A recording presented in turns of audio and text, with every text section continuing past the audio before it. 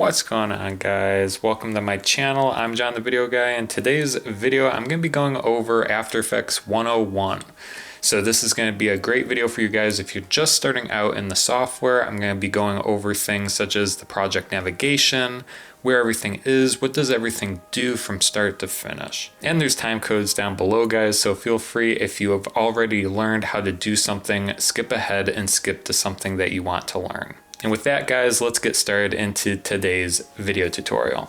So I'm inside Adobe After Effects, and the first thing we will do is create a new project. So when you first open After Effects for the very first time, the way After Effects is set up is in panels. So you'll notice right now we're in the project panel and that there's a blue outline showcasing that the panel is selected.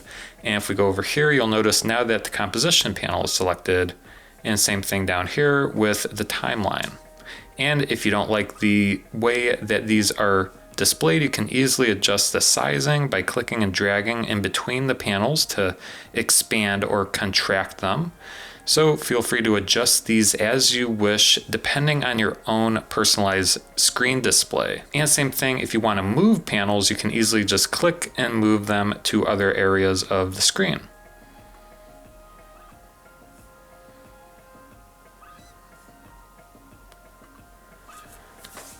All right, so first let's talk about importing assets. So After Effects can handle a lot of different assets from video, graphics, audio, photos, and there's a few different ways to import assets.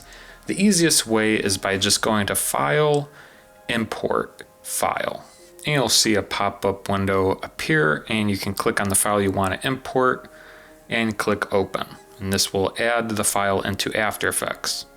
All right, so next, guys, we're going to create a new composition. And what a composition is essentially your sequence or your timeline inside your After Effects project.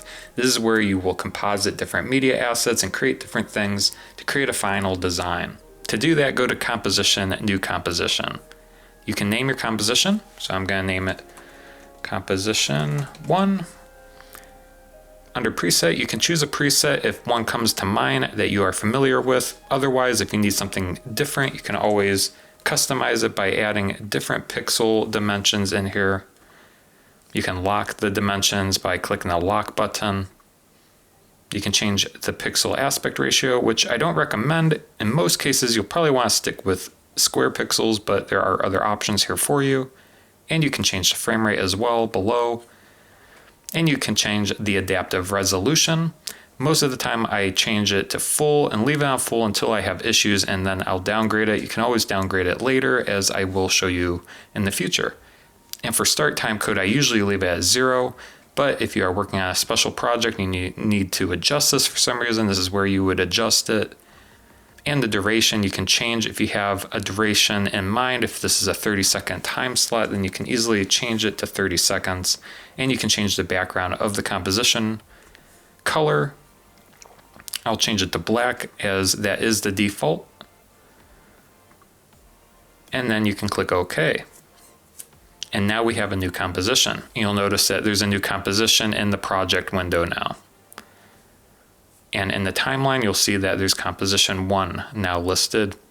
And in the composition window, this is where the composition is displayed. Before we go any further, I'm going to create a few assets and have something to go off of as I show you the different controls here inside After Effects. So what I'm going to do first is click on our video we imported and drag it to the timeline.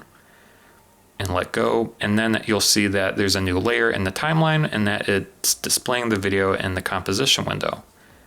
The other thing I'll do is I'll just make some text. So I'm going to grab the text tool on the top bar here by clicking, then clicking in the middle of the composition and typing in text. I'm going to click it in the composition, in the timeline, grab my selection tool in the top left, and then reposition this. Okay, guys, so the first thing I'll show you is the tools. So there's a few different tools and they're located in the top of the screen here. So you have the home button. You can always go back home if you wish. On the welcome screen, we'll hit X there. There's a selection tool, and this is pretty much your main tool. You'll pretty much be on this tool when working inside After Effects with moving different things around. It's pretty much your main tool. Next is the hand tool. And you'll be using the hand tool to move around the composition. And what's nice about the hand tool is that when you use it and you click and drag, you're not accidentally moving or touching any of the other layers, whether you're in the timeline or the composition window. The next tool is your zoom tool. So when selected and you click on the composition window once, you'll zoom in. And if you hold down Option and click, you can, the icon changes to a minus and you'll be zooming out. Next, you have 3D camera controls, and these are grayed out as we don't currently have a camera or any 3D layers. I won't be going into how to use these today, but just know if you start working with 3D layers, these are options that you can play with. Next, we have the rotation tool. So for example, if we're on the text layer, you can easily rotate it around the anchor point. Next, we have the pan from behind tool. This basically changes the anchor point's position on a layer. So for example, here on the text layer, you'll see that the anchor point here, if we zoom in, is on the bottom. But if we change it to the center, then everything will be animating from the center of the screen. Let me show you how this works very quickly. If I have the layer selected in the timeline, I hit S to bring up the scale parameter and change the parameter, you'll see that the text is scaling from the center. But say if we had this anchor point at the bottom and we change the scaling, you'll see that the scaling is from the anchor point, which is now at the bottom.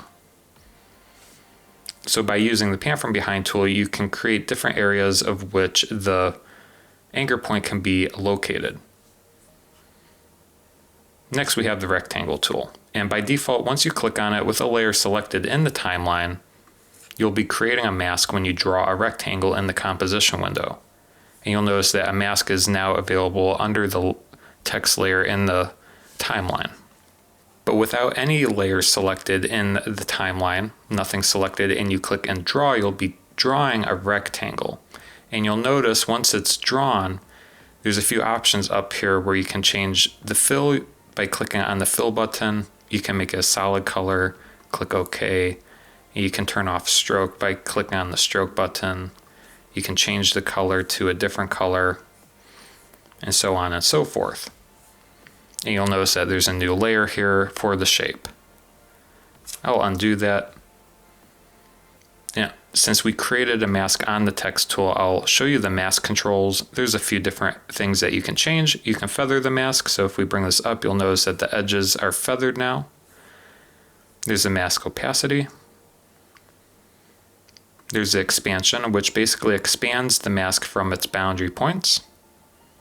And there's different options where you can choose like subtract, so it does the opposite. If you're working with several masks, you can intersect or do other options here. You can also invert it, which basically does the opposite of how it's set up. For now, I'm going to delete this mask by clicking on the mask and hitting the delete button. Okay, so now let's go to the pen tool. And the pen tool works just like the rectangle tool. The only difference is the pen tool gives you complete freedom on the shape that you're drawing.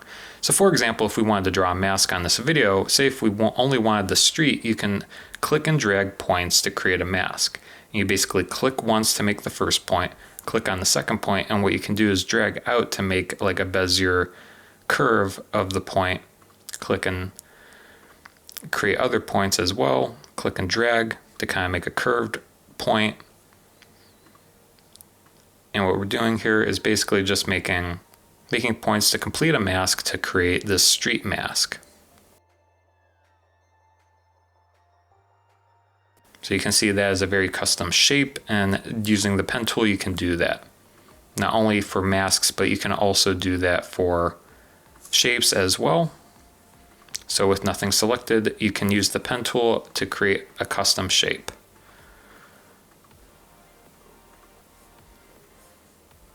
I'll delete that. So that is the pen tool. And then we have the text tool, which I basically just showed you at the very beginning. You can create text layers. The only other option, if you click and hold down, you can create vertical type tools. Same thing with the other tools. If you click and hold down, there's other options once a shape is created to add or delete a vertex point, to convert a vertex point. And there's other shapes as well. There's the rounded rectangle tool, ellipse tool, polygon tool, and the star tool. So if you don't want a rectangle, you can make a star instead. Other than that, there are a few other options that I won't be going over today, as they are very niche and kind of complex. But if you want to learn how to use these, feel free to search on YouTube how to use the brush tool, clone stamp tool, eraser tool, roto brush tool, and the puppet position pin tool. If you guys are interested, leave comments down below, and I'd be happy to cover these into another tutorial. These are very niche and kind of complex, and I kind of want to make this video as just an intro to After Effects, as these tools are kind of a little in depth for this video. Okay guys, so that was the tools overview. Now let's look at the composition window and kind of go over what different controls you have in this window. So first, starting out in this window, you have on the bottom left the magnification ratio, which is set to default by 100, but you can change it. So if you want to zoom in, you can change it to 200. If you want to zoom out, you can zoom out to 25. And what's nice, there's a fit option, which allows you to, depending on your screen, just fit it to the size of your screen. Next to that, we have the adaptive resolution. And to show you how this works, now that we have something in the timeline, if you turn it down to 1/4, and if you hit the space bar and you play back the video, you'll notice that it's playing back at 1/4 resolution now. Where before at full, it will play back at full resolution. Now what's nice is using 1/4, it will render faster. So depending on your own computer specifications, you can have it on 1/4 or a lower resolution to help out your computer. Next to that, you have fast previews. Usually I leave this off. Next to that, you have toggle transparency. This is nice if you are working with a layer and you want to see if it's transparent or not, or you want to see the transparency grid behind it. To show you how this works, I'm going to hide the video layer, and now we only see the text layer. And if we toggle transparency, you can see through it essentially. So this is how this works. It actually showcases the transparency behind any layers that include an alpha channel, such as text layers.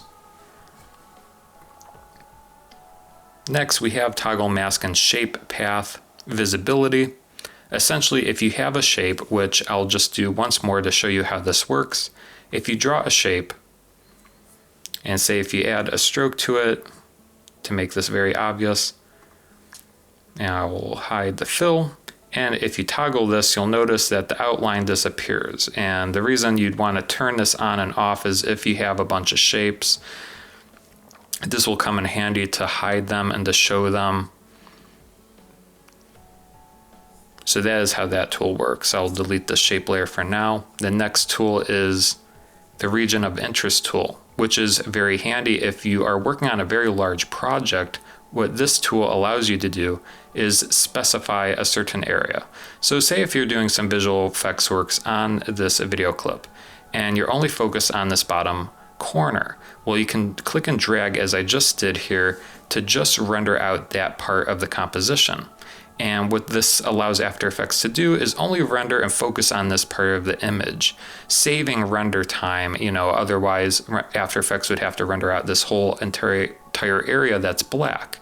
But what the region of interest allows you to do is just focus in on certain areas. So that's how that works, and you can toggle this on and off as such. Next, we have our choose grid and guide options. And first, there's the title action safe. So there's the title safe, and the action safe is the outside. Outside's action safe, inside is title safe. So just make sure your text is within the title safe. So, I won't go any further than that right there. Next, you have proportional grid. So it shows you a nice grid. Also, if you don't like proportional grid, what you can do instead, if you want custom grid options, or you want to create your own lines, you can bring up the ruler in After Effects, similar to if you are working in Photoshop, you can do the same. If you hit Command R or Control R on your keyboard, you'll bring up the rulers, and you can bring out guides to create your own lines if you are lining up something inside After Effects. So this is a nice feature. to disappear, just click and drag them back to the ruler, and you hit Control or Command R to get rid of the rulers. Next, we have the show channel and color management settings. So right now, by default, we're showing all the values, but you can solo just like the red or the different other values here. For the most part, I'm always in RGB, but if you are in a certain situation where you need to display a certain value, that is where you can do that. Similarly, if you would need to change the exposure settings, you can actually adjust this. I've never used this before, but if you need to adjust the exposure, that is where you go to adjust it. Keep in mind, this is not an effect on a layer. This is just adjusting the composition window. Next, we have Take Snapshot. And what this allows you to do is take a snapshot at the current frame. So at 2 seconds and 27 frames, if you click this button and you go forward in time, what this allows you to do is compare this frame to the other thing that you just took a snapshot of. So if you click and hold down on that, you can see the difference between the two frames. And next we have the go to time. So if you wanted to go to a certain part of the composition, you can type in a time code and click OK, and the playhead will jump to that specific time. Okay guys, so that was the composition window. Now let's jump to the timeline window and show you how the different controls are in the timeline panel specifically. All right, so when you're in the timeline panel, the first thing you'll notice is that there's a time code in the top left. And this displays, days, hours, hours, minutes, seconds, and frames. And if you click and you hold down Command or Control if you're on a PC, you can change this to just frames only, or you can go to time.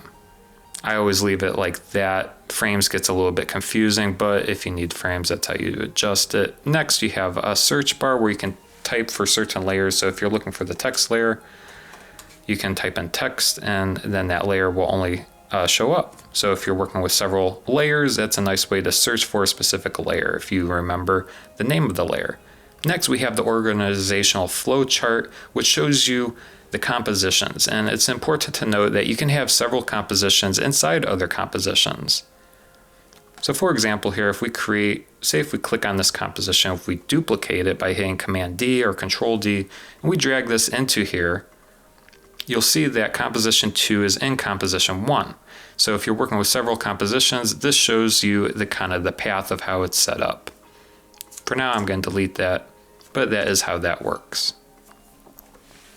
Next, we have the Kilroy logo, which is essentially the shy switch that turns on the shy layers. So what shy layers are is if you need a layer to act as a shy layer, you can initiate it by clicking this little switch here, and to turn it on for the whole composition, you click this button.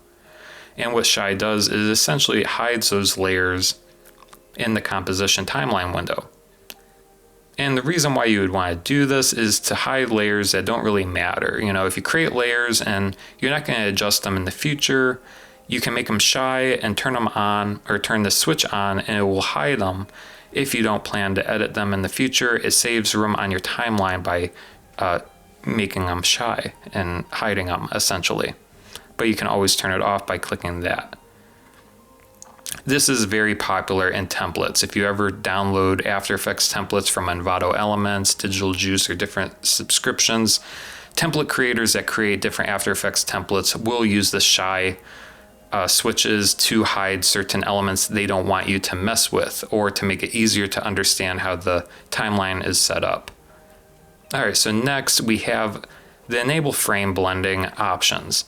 So this is only available for certain layers. If you click this and say, this is good for videos, if you want to change the frame blending for the pixels of video, for the frames for videos, you would click these, and you have two different options here. This one's frame mix, and this one is pixel motion. And frame mix basically just mixes the frames together. Pixel motion actually creates a unique frame. This is helpful if you're slowing down a clip and you don't have enough frames to supplement, the time remapping settings of a layer. You would use this to essentially either blend frames together or create fake frames. And this is a global setting to turn on frame blending for the whole composition. So that's how that works. I'm going to turn this off for now. Next, we have motion blur, and this is the global switch up here. So once you turn this on, and you can turn this on, say if you wanted to add motion blur to the text, say if you're animating the text and you want to add realistic blur as it moves, that is how you make sure that you see motion blur rendered out in your project. If it's off, it won't render out motion blur on your layers. Next, we have the graph editor. We'll get more into this, but this essentially displays the timeline as a graph instead. So for example, if we hit S on our keyboard and bring up S and click on the scale, you'll notice that the scale graph is displayed here in the right. I'll show you more how this works once we get to animating a parameter inside a layer. For now, I'll go back here and I'll hit S to collapse that. All right, so what are the other settings here? So first, when we're looking at the actual specific layer settings, there's the eyeball, which essentially just hides the layer. And then next we have a mute button. So this mutes the audio that came in with the video. Then we have the solo button. So say if you wanted to solo a layer, say if you only wanted to see the text layer, you can click that little dot and it will just show the text layer. Then we have the lock layer. So if we click on the lock layer and we enable the lock, you won't be able to move or make any adjustments to that layer once it's locked. You can't click on, into the composition window, you can't move it, you can't accidentally move it or change the different settings of it. It is locked until you click unlock, and now you can move it around. So that's good if you don't want to accidentally mess up a layer, you can lock it. Then we have the label. So if we're working with several different layers, you can change the color to organize, on personal preference. You can make it different colors. So this is really up to you. I find doing this like in batches, assigning different layers to different colors really helps keep my stuff organized when I'm working on a very complicated project. Then we have the number. This is your index number. So if you are starting to get into expressions and different things, you want to keep in mind these different numbers. You probably don't have to worry about it now, just starting in After Effects, but this is just basically the number, the index number of the composition. Next, we have the source name, and this can change as well. If you click on this, you can change it to layer name or the source name. You can even rename these as well. Say if you wanted to rename the text, the text instead of text, now it's named that.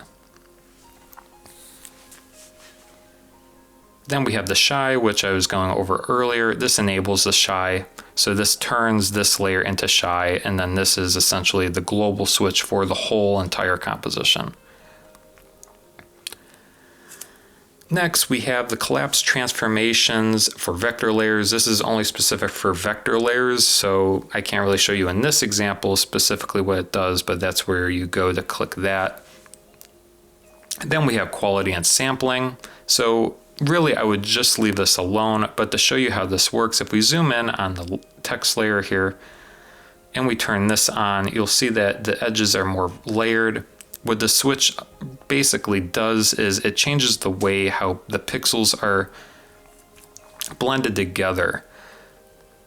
So for text specifically, you can see that difference, how more rigid it is. In most cases, you'll want to leave it on this for text and graphics. Next, we have the effects button. This basically turns on and off effects for a layer. You'll see this option appear later on in this video as I go over different effects. Then frame blending, as I showed you earlier, there's the frame blending switches. Then the motion blur switches, as I talked about earlier, to add motion blur. Then there's the adjustment layer switch that basically turns a layer into an adjustment layer. So say if we turned this text layer into an adjustment layer, what would essentially happen is After Effects starts to treat this layer as an adjustment layer. It hides the layer and it will apply the effects from this layer to the layers below it. It doesn't have any effects currently, but if it did, it would add it to the layers below it. We can turn that off. And the last switch here is the 3D layer. This will essentially make a layer into a 3D layer. It will add a Z component to its parameters. So for example, if we bring up P on the keyboard to bring up position, you'll notice there's a X, Y, and Z now parameter to this text layer. And when it's off, you'll only see X and Y. So basically 3D layers are a way to control the layer and put it into 3D space. All right, and then next we have the parent and link function. This essentially what you can do is parent certain layers to other layers. For example, if we wanted to parent the text layer to the video layer, what you can do is take the parent pick whip tool, click and drag it to the video layer. And what this essentially does is if we click on the video layer and we move it, you'll notice that the text follows the video layer. So wherever the video layer goes, the text layer will also go. The text layer is now acting as a child to the parent layer, which is now the video layer. And we'll undo that by clicking on the drop down and click none. Now at the bottom, you'll notice a setting to toggle switches and modes, and you'll see other options here. Now, if you don't like how this is, you have a few options over here where you can hide, where you can basically disable that button and see everything at once. But if you need more screen real estate, you can click that button and have the spot button instead.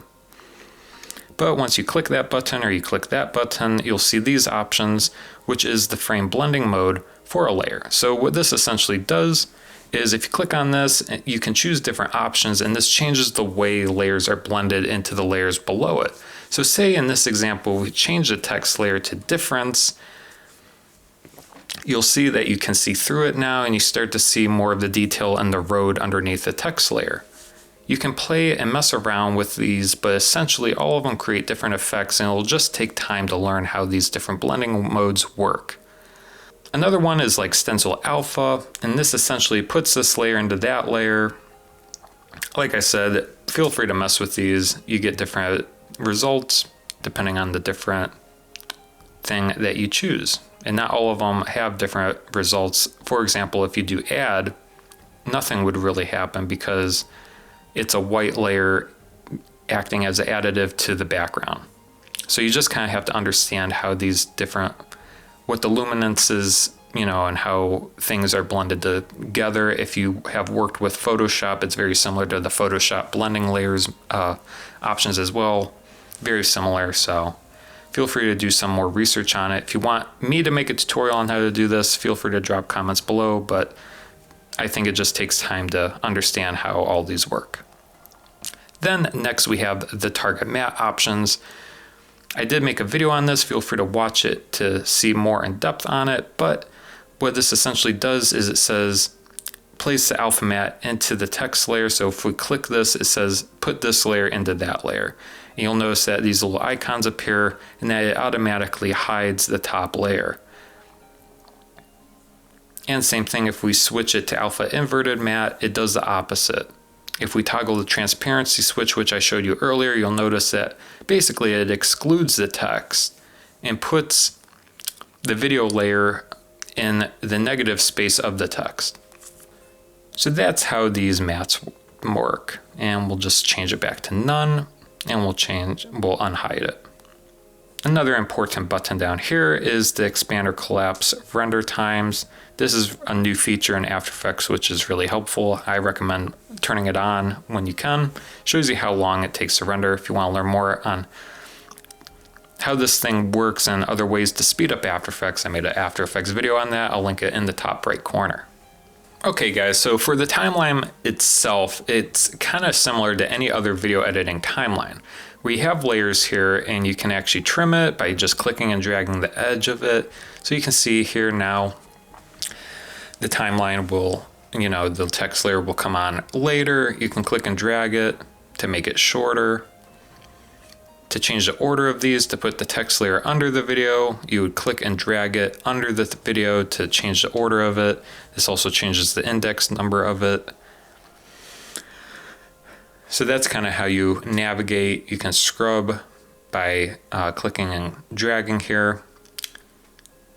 And you can click the space button on the keyboard to kind of render out and play. You'll notice in the top right, it might not render in real time as it's trying to figure out and render it out as you're playing it back.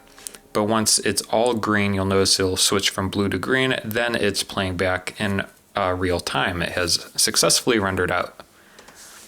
Okay guys, so that is the timeline controls. Now let's move on to the parameters and how to keyframe a layer. So to see the different things that you can keyframe and adjust, if you see this little arrow here, you can untwirl it, and then there's a transform option. If you untwirl that, you'll see a few things that you can change.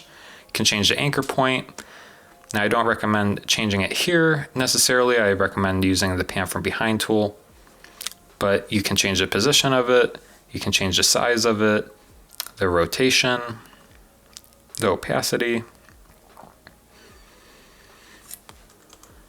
And then what you'll notice is that there's a stopwatch to the left of each parameter. And what the stopwatch is it basically what you can do is click on it and it will activate a keyframe. So say for opacity, for example, if we click this, you'll see that it's blue now, and that in the timeline window, a little diamond shows, and that there's a little diamond in the left here now.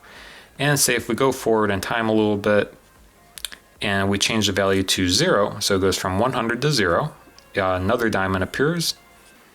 And if we play this back, if we scrub backwards and hit the space bar, what we'll see is that now we have an animation from 100 to 0. If we play it back, you'll see that it changes from 100 to 0. If we scrub here, you'll see that the value changes over time as well. And this works for any of these parameters here. So you can keyframe any one of these. They all work very similarly. So not only can you add keyframes, but if you mark key select here by clicking and dragging, you can select these layers, right click on them, and you have a few different keyframe options. You can add what's called easy ease, which essentially eases in and out of the animation.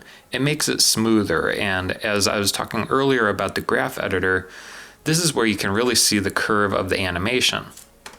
So if we play this back, you'll notice that it easily eases into fading out. And if we toggle that graph editor and we click on the opacity keyframe parameter, you can see the curve over time. So say, for example, if we click on this guy and we drag this out here, you'll notice if we play it back, it goes a lot slower at the end of the animation. It slowly fades out. So it starts fast and ends slow. So by using the graph editor, you can change the actual slope of the animation as it animates out. And this works for any of the other parameters as well. This is just one example to show you. Okay guys, so next let's talk about effects. So obviously with the name being After Effects, you can add effects to pretty much anything inside After Effects. So there's a few ways to do this. The easiest way is to say if you want to add an effect to this video clip, I'll toggle the graph editor to collapse that. What you can do is go to effect and you can search for an effect. Now there's like hundreds of effects, and basically they are all lumped into categories. So for example, all the color correcting effects you'd want to search for, they're under the color correction category. So such as like a tint effect or a curves effect, that is where the color correction effects are. So really it just takes time to understand where these would be. Now if you don't want to try to search it this way, what you can also do is go to Effects and Presets window and search for an effect. So you can search for curves. And then you'll notice it's under color correction, and you can apply this by clicking and dragging it either to the composition in the window here or to the timeline, the layer in the timeline here. And what you'll notice once you add an effect to a layer, it will show up in Effects Controls. If you can't see this, go to Window, Effects Controls, and it will show up. And this is where you can edit the actual effect itself. So this is where you can actually change the actual adjustments of the effect. And you can add more than one effect to a layer. You know, say if we wanted to add a tint effect to it, you can add a tint effect to the video layer there as well. And now we have a black and white video essentially with some contrast. Now also, since we just learned about keyframing, you can also keyframe the different parameters in here. You'll notice it looks very similar to the different parameters under the text layer that we saw earlier. So say if you wanted it to start with no tint added and you wanted to turn to black and white, you can start at 0 by hitting the stopwatch and changing it to 0, go forward in time and change it to 100. And a pro tip, if you click on the layer in the timeline and you hit U on your keyboard, it will bring up all the active keyframed parameters in your composition timeline, in your layer. Alternatively, you can always untwirl, and there's an effects options, untwirl effects and untwirl tint, and you'll see the different parameters here as well. Very similar, same mirrored view of the effects controls window and the composition window here. You are essentially looking at the same thing here. And if we play this back, you'll see that it starts in color and it goes to black and white. Okay guys, so we learned how to import footage, learned all the controls and stuff, learned how to manipulate the timeline, add effects, keyframe. Now if you have something, how do you export it outside of After Effects? Let's talk about exporting. So to export a composition out of After Effects, where you can go is go to Composition, Add to Render Queue. And this will basically kick it to this window. And under next to Output Module, what you can do is change the settings. So this is where you can select the format. So if you want to change it from QuickTime to something else, you can. And if you want to go deeper in the codec, you can choose format options. For example, if you wanted to change it to Apple ProRes, you can choose that from this. Click OK. You can change the channels. Say if you wanted to retain the alpha, you can do RGB plus alpha. For this, I'm not, since it doesn't really contain an alpha layer. There's a lot of other options as well. Audio as well. You can do auto, you can do on and off. Once you're done, you can click OK. Next, output 2. You can choose the location by clicking on it, clicking save, and then you can click render in the top right. Once it's done, you'll hear that little chime, and now your video is complete.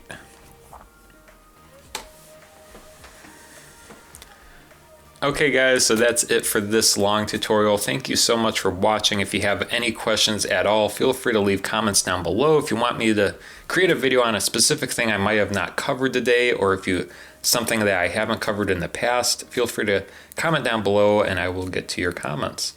Now the next step is obviously learning more about After Effects, and I actually made a video about going over the top 10 effects that I use every day as a motion designer and visual effects artist.